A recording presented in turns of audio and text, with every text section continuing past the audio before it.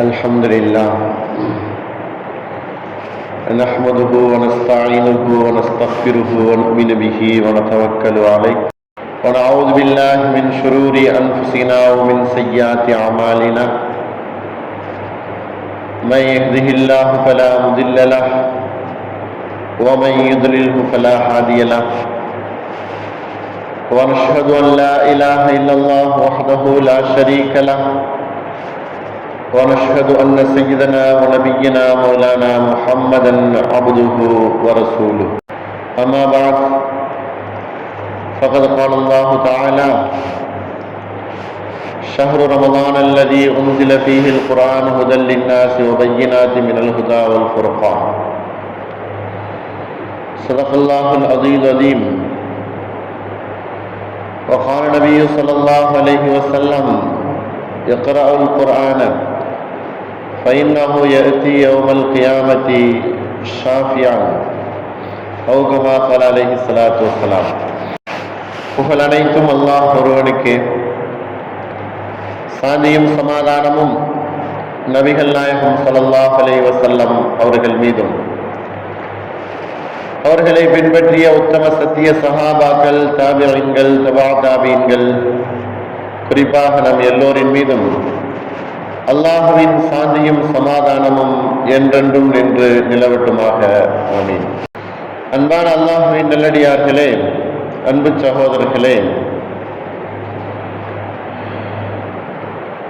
இந்த ஜும்மாவுடைய நாள் என்பது இந்த மாதத்தினுடைய இறுதி ஜும்மாவாக இருந்து கொண்டிருக்கிறது.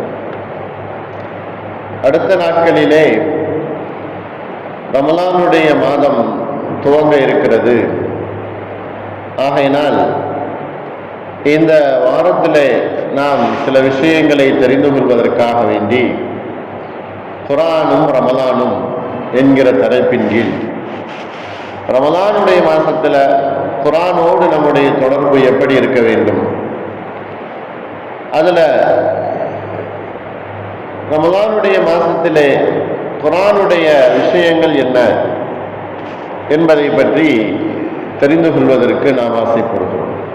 ரமலானுடைய மாசம் என்பது குறைந்த காலத்திலே குறைந்த அமல்களை கொண்டு அதிகமான நன்மைகள் கிடைக்கப்பெறக்கூடிய மாதம் தான் ரமலானுடைய மாசம்.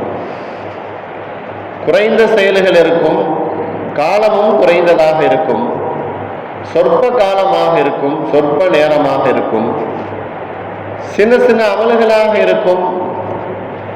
அதுல நிறைய நன்மைகளை நாம் பெற்றுக்கொள்ள முடியும்.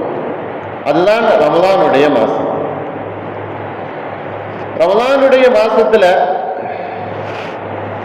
என்ன அதுல விசேஷம் இருக்கின்றது என்று பார்த்தால்,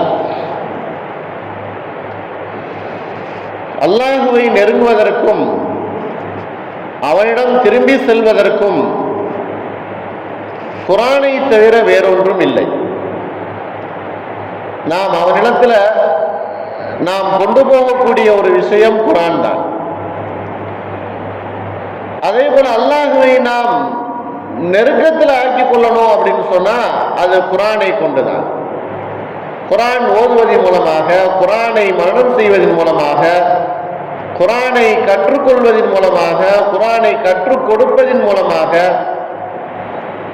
குர்ஆனை நாம் அடிக்கடி அதை எடுத்து ஓதுவதன் மூலமாக, பார்ப்பதன் மூலமாக, அதை செவிமடுப்பதன் மூலமாக இறைவனை நாம் பெற்றுக்கொள்ள முடியும், இறைவனை நெருங்க முடியும். அதே போல அவைகளை கொண்டுதான் இறைவனையும் நாம் அவனிடத்துல திரும்பி செல்ல முடியும். குர்ஆனை இறக்குவதற்கு அல்லாஹ் நோன்பினுடைய மாதத்தை ஏற்படுத்தி இருக்கிறார். நோன்பு வைப்பது கடமை என்று சொன்னால் அது எந்த மாதத்துல? குர்ஆன் இறங்கிய மாதத்துல தான் அல்லாஹ் நோன்பை கடமையாக ஆக்கியிருக்கிறான். எந்த மாதத்துல குர்ஆன் இறக்கப்பட்டதோ அந்த மாதத்துல நோன்பு வைப்பது கடமையாக ஆகியிருக்கிறது. அப்ப குர்ஆனுக்கும் ரமலானுடைய மாசத்துக்கும் நெருங்கிய தொடர்பு உண்டு என்று சொன்னால், குர்ஆன்ல சொல்லப்பட்ட விஷயங்களை உடனடியாக அமல் செய்வதற்கும் செயல்படுத்துவதற்கும் பிராக்டிக்கலாக வாழ்க்கையிலே கொண்டு வருவதற்கும் ஒரு உகந்ததொரு மாதம் ரமலானுடைய மாசமாக இருந்து கொண்டிருக்கிறது. ஆகையினால்தான் குர்ஆனுக்கும் ரமலானுக்கும் மிகவும் நெருக்கமான ஒரு தொடர்பு என்பது இருந்து கொண்டிருக்கிறது. குர்ஆன்ல அல்லாஹ் ஹலால் ஹராமை சொல்லியிருக்கிறான், தொழுகையை சொல்லியிருக்கிறான், ஜகாத்தை கொடுக்கும்படி சொல்லியிருக்கிறான், இரவு நேர வணக்கத்தை சொல்லியிருக்கிறான். இது போன்ற இபாதத்துகளை அல்லாஹ் குர்ஆன்ல சொல்லியிருக்கக்கூடிய அந்த விஷயங்களை ரமலானுடைய மாசத்துல முழுமையாக நிறைவேற்றுவதற்கு அது உகந்ததாக இருப்பதனால் குர்ஆனுக்கும் ரமலானுக்கும் நெருங்கிய தொடர்பு என்பது இருந்து கொண்டிருக்கிறது. ஜகாத்து, நோன்பு, சதகாக்கள், இரவு நேர வணக்கங்கள் இவைகள் எல்லாம் அதிலே சொல்லப்பட்டிருக்கிறது. ஆகையினால்தான் குர்ஆனுக்கும் ரமலானுக்கும் மிக நெருங்கிய தொடர்பு என்பதை நாம் காண முடிகிறது. நபி ஸல்லல்லாஹு அலைஹி வஸல்லம் அவர்கள் கூறினார்கள், குர்ஆனை நீங்கள் ஓதுங்கள், அது கியாமத் நாள்ல உங்களுக்கு சிபாரிசாக ஆகும், உங்களுக்கு அது பரிந்துரை செய்யும். என்ன காரணம்? குர்ஆன்ல ஹலால் சொல்லப்பட்டிருக்கிறது, ஹராம் சொல்லப்பட்டிருக்கிறது, பொதுவாக எல்லோரும் விளங்கக்கூடிய விஷயங்கள் சொல்லப்பட்டிருக்கிறது. அதே போல சொர்க்கம் நரகம் பற்றி உண்டான மூடலான விஷயங்களும் மறைவான விஷயங்களும் அதில் சொல்லப்பட்டிருக்கிறது. மேலும் நிறைய உதாரணங்களை அல்லாஹ் சொல்லி இருக்கிறான் குர்ஆன்ல. ஹலால் ஹராம் தெளிவான வார்த்தை விஷயங்கள், மறைவாக்கப்பட்ட சொர்க்கம் நரகம் மறுமை அர்ஷ் இவைகள் எல்லாம் அதில் சொல்லப்பட்டிருக்கிறது. இது மறைவானது. அடுத்து உதாரணங்களை அல்லாஹ் விவரித்து உலகத்திலே நாம் விளக்கி காட்டுகிறான் நமக்கு. ஆகையினால்தான் குர்ஆனை நாம் அதிகமாக ஓதுவதின் காரணமாக ரமலானுடைய மாசம் நமக்கு நறுமணமானதாகவும் ரமலானுடைய மாசம் நமக்கு கவனக்கூடியதாகவும் அதை சங்கையானதாகவும் ஆக்குவதற்கு இந்த குர்ஆனை கொண்டு நாம் ரமலானுடைய மாசத்தை சங்கையானதாக ஆக்குவோம்.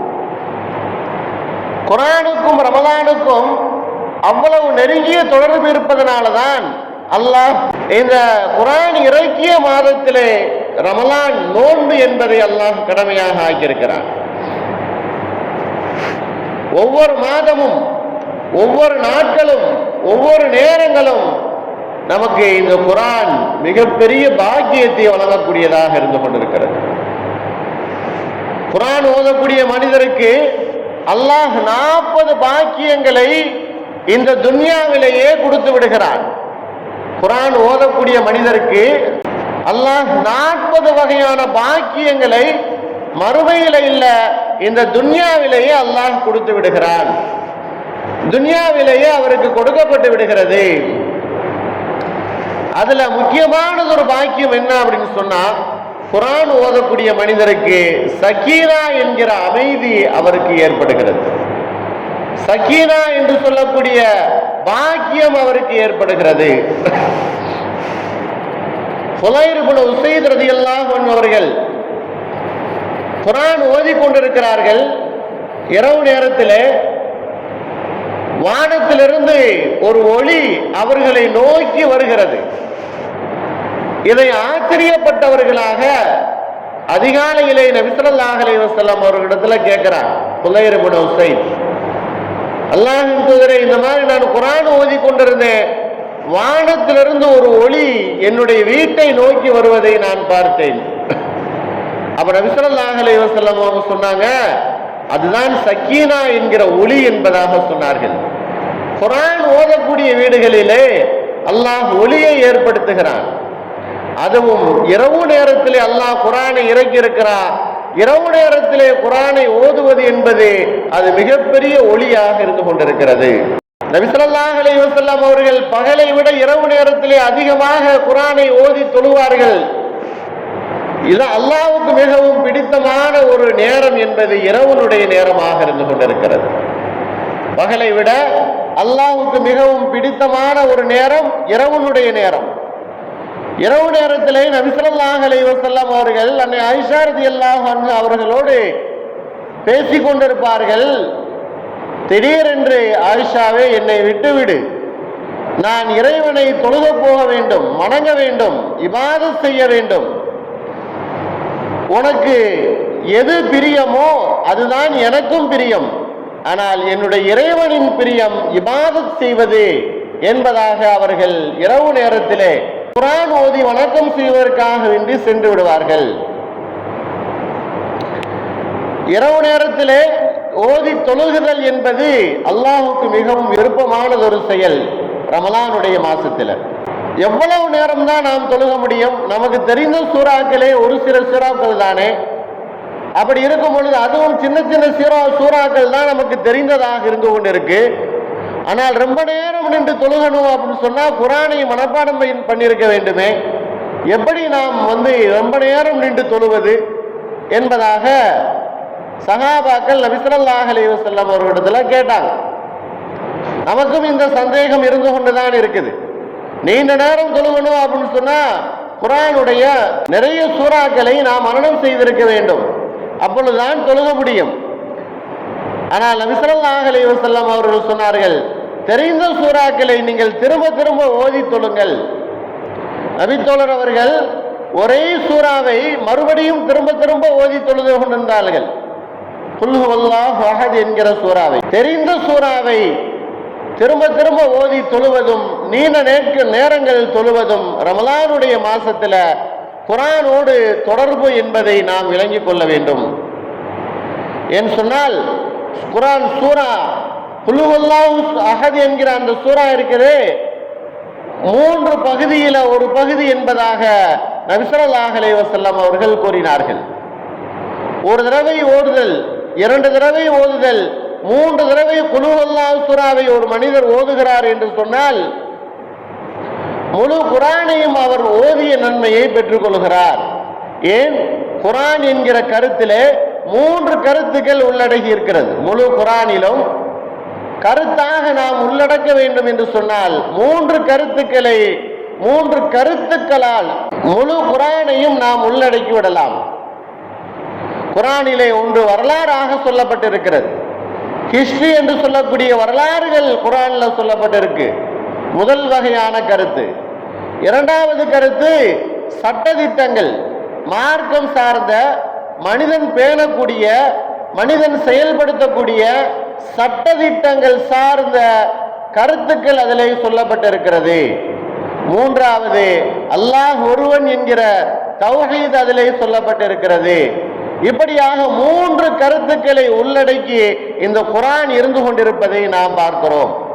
ஆகையினால்தான் நபி ஸல்லல்லாஹு அலைஹி வஸல்லம் அவர்கள் சொன்னார்கள், குல் ஹுவல்லாஹு அஹத் என்கிற இந்த சூரா 3 தடவை நீங்கள் ஓதினீர்கள் என்று சொன்னால் அது ஒரு முழு குர்ஆன் ஓதிய நன்மை உங்களுக்கு கிடைக்கும். சஹாபாக்கள் இரவு நேரத்திலே கண்ட காட்சியை நபி ஸல்லல்லாஹு அலைஹி வஸல்லம் அவர்களிடத்திலே கூறி விளக்கம் கேட்கிறார்கள். சாபித் இப்னு கைஸ் அவர்களுடைய வீடு இரவு நேரத்திலே ஒளிமயமாக இருந்தது, மிகவும் ஒளி காட்சியாக இருந்தது, வெளிச்சமாக இருந்தது. அதற்கு என்ன காரணம் என்பதாக நபி ஸல்லல்லாஹு அலைஹி வஸல்லம் அவர்களிடத்தில் கேட்கும் பொழுது சாபித் இப்னு கைஸ் அவர்களை கூப்பிட்டு கேட்டார்கள், நீங்கள் வீட்டிலே குர்ஆனிலே சூரத்துல் பக்ராவை ஓதிக்கொண்டிருந்தீர்களா? சாபித் இப்னு கைஸ் அவர்கள் சொன்னார்களாம், இரவு நேரத்திலே நான் சூரத்துல் பக்ராவை என்னுடைய வீட்டிலே ஓதக்கூடிய பழக்கம் எனக்கு இருக்கிறது, அதுதான் உங்களுடைய வீட்டை ஒளிமயமாக ஆக்கியது. என்று சொன்னா இரவு நேரத்தில் வெளிச்சம் என்பது இல்லை, இருளாகத்தான் இருக்கும் எல்லா வீடுகளும், விளக்குகள் கிடையாது, லைட்டுகள் கிடையாது. குர்ஆன் ஓதுவதன் மூலமாக அல்லாஹ் வெளிச்சத்தையும் ஒளிமயமாகவும் அந்த வீட்டுடையவர்களையும் வீட்டையும் அல்லாஹ் ஆக்குகிறான். இன்னும் நபி ஸல்லல்லாஹு அலைஹி வஸல்லம் அவர்கள் கூறினார்கள், ஒரு மனிதர் சூரத்து பக்ராவையும் ஆல இம்ரானையும் தொடர்ந்து ஓதி வந்து கொண்டிருந்தார் என்று சொன்னால் மறுமை நாளிலே அந்த 2 சூறாவும் மஹ்ஷருடைய வெளியிலே சூரியனிலிருந்து பாதுகாப்பதற்கு அது ஒரு மேகமாக அவருக்கு கிடைக்கும். சூரத்து பக்கராவும் சூரத்து ஆல இம்ரானும் மஹ்ஷரிலே சில பேர்களுக்கு அல்லாஹ் நிழலை தருவான். அதுல குர்ஆன் ஓதியவர்கள் கிடையாது. மாறாக குர்ஆன் ஓதியவர்களுக்கு அல்லாஹ் எதை தருகிறான் என்று சொன்னால், அந்த 2 சூறாக்களையும் அந்த சூரியனுடைய வெப்பம் தாக்காமல் இருப்பதற்காக வேண்டி அல்லாஹ் மேகமாக அந்த 2 சூறாக்களையும் அல்லாஹ் ஆக்கி விடுகிறான். அப்படிப்பட்ட ஒரு சிறந்ததொரு பாக்கியம் குர்ஆன் ஓதுவதிலே இருக்கிறது. குர்ஆனுக்கும் ரமலானுக்கும் மிக நெருங்கிய தொடர்பு என்று சொன்னால் அவைகளை நாம் ஓதக்கூடியவர்களாக இருக்க வேண்டும். ஒரு ரமலான் சென்று விட்டது, இன்னொரு ரமலான் வர இருக்கிறது. நாம் நமக்கு நாமே ஒரு கணக்கிட்டு கொள்ள வேண்டும். சென்ற ரமலானிலே நாம் எப்படி அந்த ரமலானை போக்கினோம், வரக்கூடிய ரமலானிலே எந்த அளவு நாம் குர்ஆனுடைய தொடர்போடு நாம் இருக்க வேண்டும் என்பதை நமக்கு நாமே ஒரு முஹாசபா செய்து கொள்ள வேண்டும். ஒரு தேடலை நாம் ஏற்படுத்தி கொள்ள வேண்டும். என்று சொன்னா ரமலானுடைய மாசம் வந்ததற்கு பின்னாலும் மற்ற மாதங்களை போன்றே கழிக்கக்கூடியவர்களை பற்றி நபி ஸல்லல்லாஹு அலைஹி வஸல்லம் அவர்கள் இப்படி கூறி இருக்கிறார்கள். பரா இப்னு ஆசிப் ரலியல்லாஹு அன்ஹு அவர்கள் இந்த ஹதீஸ் அறிவிக்கிறாங்க. நபி ஸல்லல்லாஹு அலைஹி வஸல்லம் அவர்கள் ஒரு தடவை மெம்பரில் ஏறும்போது முதல் படியிலே அவர்கள் காலை வைத்தார்கள், ஆமீன் என்பதாக சொன்னார்கள். இரண்டாவது படியிலையும் காலை வைத்தார்கள், ஆமீன் என்பதாக சொன்னாங்க. மூன்றாவது படியிலையும் காலை வைத்தவுடன் ஆமீன் என்பதாக சொன்னார்கள். ஆமீன் என்கிற சத்தம் சஹாபாக்களுக்கு கேட்டது. ஆனால் எதற்காக வேண்டி ஆமீன் சொன்னார்கள் என்பதை அவர்களுக்கு தெரியவில்லை. தொழுகை முடிந்ததற்கு பின்னால் சஹாபாக்கள் நபி ஸல்லல்லாஹு அலைஹி வஸல்லம் அவர்களிடத்துல கேட்கிறாங்க, அல்லாஹ்வின் தூதரே, வித்தியாசமாக மெம்பர் படியில ஏறும்போது ஆமீன் என்கிற சத்தத்தை கேட்டோமே, அதற்கு என்ன காரணம்? நபி ஸல்லல்லாஹு அலைஹி வஸல்லம் அவர்கள் சொன்னார்கள், நான் முதல் படியில ஏறும் பொழுது ஜிப்ரீல் அலைஹிஸ்ஸலாம் அவர்கள் இடத்துல வந்து ஒருவர் ரமலானுடைய மாசத்தை பெற்று அதை சரியான முறையிலே இபாதத் செய்யாமல் கழித்தாரோ அவர் நாசமாகட்டும் என்பதாக துஆ செய்தார்கள். நான் அதற்கு ஆமீன் என்பதாக சொன்னேன். இரண்டாவது படியிலே கால் வைக்கும் பொழுது பெற்றோர்களை அடைந்து பெற்றோர்களுடைய திருப்தியை பெறாமல் எவர் உலகத்தை விட்டு பிரிந்தாரோ அவரும் நாசமாகட்டும் என்பதாக சொன்னார்கள். அதற்கு நான் ஆமீன் என்பதாக சொன்னேன். மூன்றாவது படியிலே காலை வைத்தவுடன் எவர் நபி அவர்களே உங்களுடைய பெயர் கேட்டு எவர் ஸலவாத்து சொல்லவில்லையோ அவரும் நாசமாகட்டும் என்பதாக ஜிப்ரீல் அலைஹிஸ்ஸலாம் அவர்கள் துஆ செய்தார்கள். நான் அதற்கு ஆமீன் என்பதாக சொன்னேன் என்று கூறினார்கள். அன்பானவர்களே, உலகத்திலேயே சிறந்த மனிதர் என்று சொன்னால் நபி ஸல்லல்லாஹு அலைஹி வஸல்லம் அவர்கள் தான். மலக்குகளிடத்திலேயே உயர்ந்த அந்தஸ்தை பெற்றவர்கள், அல்லாஹ்விடத்தில் உயர்ந்த இடத்தை பெற்றவர்கள் ஜிப்ரீல் அலைஹிஸ்ஸலாம் அவர்கள். அவர்கள் துஆ செய்ய நபி ஸல்லல்லாஹு அலைஹி வஸல்லம் அவர்கள் ஆமீன் சொன்னார்கள் என்று சொன்னால் அந்த விஷயம் எப்படிப்பட்ட விஷயமாக இருக்கும் என்பதை நாம் கவனத்திலே கொள்ள வேண்டும். ரமலானுடைய மாசம் நமக்கு கிடைக்கப்பெற்று அவர்கள் இந்த ரமலான் மாசத்திலே சொல்லப்பட்ட விஷயங்களை குர்ஆன் ஓதுதல், அந்த குர்ஆனை தொழுகையிலே ஓதுதல், தொழுகையிலே கேட்குதல், இரவு நேரத்திலே தொழுகுதல், குர்ஆன் ஓதி குர்ஆன் ஓத தெரியாவிட்டால் அந்த குர்ஆன் ஓதுவதை கேட்குதல், இது போன்ற விஷயங்களில் ஈடுபடாமல் விட்டுவிட்டால் 12 மாதங்கள்ல அதுவும் ஒரு மாதம் என்பதாக அவர்களுக்கு அந்த மாதம் கழிந்து விட்டது என்பதாகத்தான் பொருள். நபி ஸல்லல்லாஹு அலைஹி வஸல்லம் அவர்கள் ரமலானுடைய மாசத்தை பெற்றிருந்தும் அதனுடைய பாக்கியங்களை எவர் அடைந்து கொள்ளவில்லையோ அவர் நாசமாகட்டும் என்பதாக சொன்னார்களே, அது எப்படிப்பட்ட விஷயம்? அன்பானவர்களே, நமக்கெல்லாம் 2 படைக்கப்பட்ட விஷயங்கள். ஒன்று, நம்முடைய உடல் மண்ணில் படைக்கப்பட்டது. இரண்டாவது, நம்முடைய ரூஹ் என்று சொல்லக்கூடிய உயிர் அல்லாஹ்விடத்திலிருந்து கொடுக்கப்பட்டது. ரெண்டுக்குமே நோய் என்பது உண்டு, சுகம் என்பது உண்டு, ஆரோக்கியம் என்பது உண்டு. உடலுக்கும் சுகவீனம் ஏற்படும், மருத்துவம் செய்யணும். உடலுக்கும் ஆரோக்கியம் வேண்டும், அதற்கு தகுந்த உணவுகளை சாப்பிட வேண்டும். நான் என்ன சொன்ன, அது மண்ணில் படைக்கப்பட்டது. அதனாலதான் மண்ணிலிருந்து விளையக்கூடியது இந்த மனிதனுடைய உடலுக்கு உகந்ததாகவும் உடலுக்கு ஆரோக்கியமானதாகவும் அல்லாஹ் ஆக்கி வைத்திருக்கிறான். உடை உடுத்துவது, சாப்பிடுவது, செல்வது, உலகத்திலே ராகத்தாக இருப்பது, வீடுகள் அமைத்துக் கொள்வது, வாகனத்தை அமைத்துக் கொள்வது, இதெல்லாம் உடலுக்கு செய்யக்கூடிய ஒரு ராகத், உடலுக்கு ஏற்படுத்தக்கூடிய ஒரு ஆரோக்கியம். இதையெல்லாம் நாம் செய்து கொண்டிருக்கிறோம். ஆனால் உயிர் என்பது அல்லாஹ்வுடைய புறத்திலிருந்து வந்ததல்லவா? நஃபகத்து ஃபீஹி மிர் ரூஹி, ஆதம் அலைஹிஸ்ஸலாம் அவர்களை படைத்ததற்கு பின்னால அல்லாஹ் சொன்னானே, என்னுடைய உயிரை ஆதமுக்கு நான் ஊதினேன் என்பதாக. அப்படிப்பட்ட ஒரு நிலைதான் உயிர் என்பது அல்லாஹ்வுடைய புறத்திலிருந்து வருகிறது. அதற்கும் ஆரோக்கியம் வேண்டும், அந்த உயிருக்கும் ஒரு நிம்மதி வேண்டும், உயிருக்கும் ஒரு ராகத் வேண்டும் என்று சொன்னால் அது எதன் மூலம் பெறுகிறது? ரமலானிலே செய்யக்கூடிய இபாதத்துக்கள், வணக்க வழிபாடுகள், குர்ஆன் ஓதுதல், இவைகளை கொண்டு அந்த உடல் போன்று உயிரும் ஆரோக்கியம் பெறுகிறது. குர்ஆன் எப்படி அல்லாஹ்விடமிருந்து வந்ததோ அதே போல உயிருக்கு ஒரு ஆரோக்கியம் அல்லாஹ்வுடைய புறத்திலிருந்து வந்தது என்று சொன்னால் குர்ஆனை நாம் ஓதுதல் என்பதாக அர்த்தம். ரமலானுடைய பிறை பார்த்து விட்டோம் என்று சொன்னால் நாம் ஒரு முடிவு செய்து கொள்ள வேண்டும். இந்த வரக்கூடிய ரமலானை நாம் கண்ணியப்படுத்துவோம், பாக்கியத்தை முழுமையாக நாம் பெற்றுக்கொள்வோம், அதனுடைய அனைத்து நன்மைகளையும் எனக்கு வேண்டும் என்பதாக நாம் முடிவு செய்ய வேண்டும். நபி ஸல்லல்லாஹு அலைஹி வஸல்லம் அவர்கள் சொன்னார்கள், பிறை பார்த்தவுடன் இந்த துஆவை நீங்கள் ஓதுங்கள். அல்லாஹும்ம அஹில்லஹு அலைனா பில் ஈமான் வல் அம், அல்லாஹ்வே இந்த பிறையை கொண்டு எங்களுக்கு ஈமானையும் சலாமத்தையும் இன்னும் எங்களுக்கு பாதுகாப்பையும் இஸ்லாத்தையும், பிறையே உனக்கு யாரு ரப்போ அதுதான் எங்களுக்கும் ரப்பாக இருந்து கொண்டிருக்கிறான், ஆகையினால் இது எங்களுக்கு நன்மையாக அமையட்டும், இது எங்களுக்கு நேர்வழியாக இருக்கட்டும் என்பதாக நபி ஸல்லல்லாஹு அலைஹி வஸல்லம் அவர்கள் துஆ செய்திருக்கிறார்கள். பிறை தென்பட்டு விட்டது என்று சொன்னால் ரமலானுடைய பிறை, அந்த ரமலானுடைய மாசம் நமக்கு வந்துவிட்டது என்பதாக பொருள். முன்னோர்களுடைய வரலாற்றில் நாம் பார்க்கும் பொழுது ரமலானுடைய மாசம் வந்துவிட்டது என்று சொன்னால் அந்த ரமலானுடைய மாசத்துல மட்டும் 60 குர்ஆன் ஓதுகிறார்கள், ஓதி முடித்திருக்கிறார்கள். சரியான முறையிலே நாம் ஒரு நாளைக்கு ஃபஜ்ரிலிருந்து நாம் 4 மணி வரையிலேயும் குர்ஆன் ஓத ஆரம்பித்தோம் அப்படின்னு சொன்னா குறைந்தபட்சம் ஸ்பீடாக ஓதக்கூடியவர்கள் 10 ஜுஸு ஓதலாம், மெதுவாக ஓதக்கூடியவர்கள் 5 ஜுஸுகள் ஓதலாம்.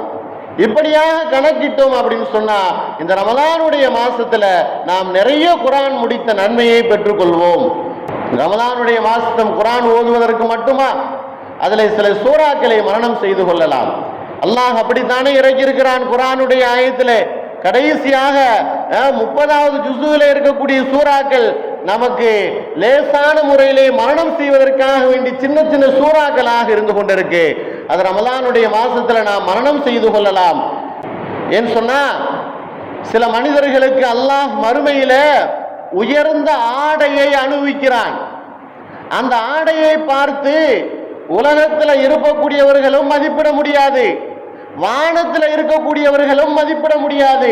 அவ்வளவு உயர்தரமான ஒரு ஆடை அல்லாஹ் அணிவிப்பான். அந்த மனிதர்கள் கேட்பார்கள், எதற்காக வேண்டி இறைவனை அல்லாஹ்வே இந்த ஆடை? உங்களுடைய குழந்தை குர்ஆனை மனனம் செய்து விட்டது, ஆகையினால் உங்களுக்காக வேண்டி இந்த ஆடை கண்ணியமாக உடுத்தப்படுகிறது என்பதாக அல்லாஹ் சொல்லுவான். மரணம் செய்யும் பொழுது அல்லாஹ் உயர்ந்த அந்தஸ்து நமக்கு கிடைக்கிறது. ரமலானுடைய மாசத்துல குர்ஆனை பார்த்து ஓதுவது அது மிகப்பெரிய ஒரு பாக்கியம். குர்ஆன் எந்த ஒரு மனிதர் பார்த்து ஓதுகிறாரோ அவருடைய பாவங்கள் மன்னிக்கப்படுகிறது. பார்த்து ஓதக்கூடியவர்களுக்கு அல்லாஹ் அந்த பார்க்கும் கண்களின் மூலமாக பரக்கத்தை ஏற்படுத்துகிறான், அந்த கரத்தின் மூலமாக அல்லாஹ் பரக்கத்தை ஏற்படுத்துகிறான், அந்த கேட்கக்கூடிய செவியின் மூலமாக பரக்கத்தை அல்லாஹ் ஏற்படுத்துகிறான். குர்ஆன் ஓதவே நமக்கு தெரியவில்லை அப்படின்னு சொன்னா நிச்சயமாக குர்ஆனை நாம் கேட்க வேண்டும்.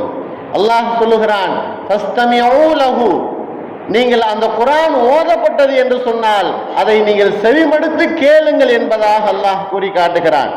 அப்படிப்பட்ட ஒரு நிலையில தான் இந்த ரமலானுடைய மாசம் இருந்து கொண்டிருக்கு.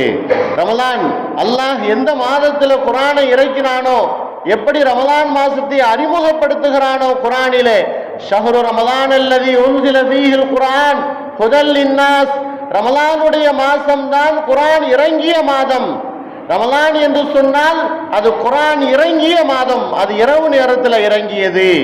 இரவு நேரத்தில் அல்லாஹ் குர்ஆனை இறக்கினான். ஆகையினால் குர்ஆன் ஓதுவதும் இரவு இறக்கப்பட்டதும் மிகப்பெரிய ஒரு பொருத்தமானதாக இருந்து கொண்டிருக்கு. நபி ஸல்லல்லாஹு அலைஹி வஸல்லம் அவர்கள் சொன்னார்கள், கபரிலேயும் ஒரு மனிதனை பாதுகாப்பது, மஹ்ஷரிலேயும் நிழலாக அந்த மனிதனுக்கு பாதுகாப்பாக இருப்பது, சிராத்துல் முஸ்தகீம் வாளத்தை மின்னல் வேகத்திலே கடக்க செய்வது, சுவர்க்கத்துக்குள் நுழைய வைப்பது இந்த குர்ஆனாக இருந்து கொண்டிருக்கு. ஆகையினால்தான் இந்த குர்ஆனுக்கு அவ்வளவு பெரிய அந்தஸ்து அல்லாஹ் தந்திருக்கிறான்.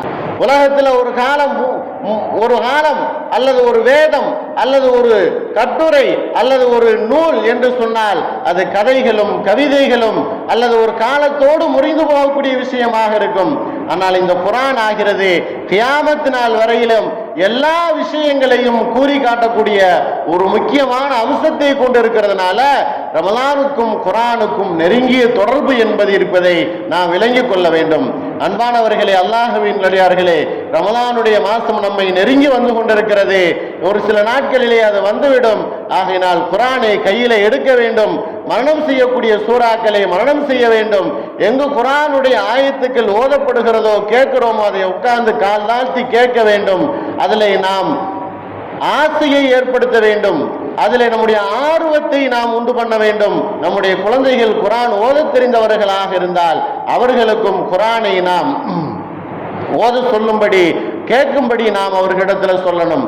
பெண்கள் அவர்கள் நோன்பு வைக்க முடியாத தொழுக முடியாத நேரங்களாக இருந்தாலும் குர்ஆனை காதிலே கேட்பதற்கு எந்த ஒரு தடையும் கிடையாது. ஆகினால் ரமலானுடைய மாசம் குர்ஆனை கேட்கக்கூடிய மாசமாகவும் ஓதக்கூடிய மாசமாகவும் இந்த குர்ஆனை கொண்டு ரமலானுடைய மாசத்தை நிறைய நன்மைகளை பெற்றுக்கொள்ளக்கூடிய மாதங்களாகவும் மாதமாகவும் அல்லாஹ் நமக்கு ஆக்கிய தந்தருள் புரிவானாக. வாஹிர் தாவானா அல்ஹம்துலில்லாஹி ரப்பில் ஆலமீன். அஸ்ஸலாமு அலைக்கும் வரஹ்மத்துல்லாஹி வபரகாத்துஹு.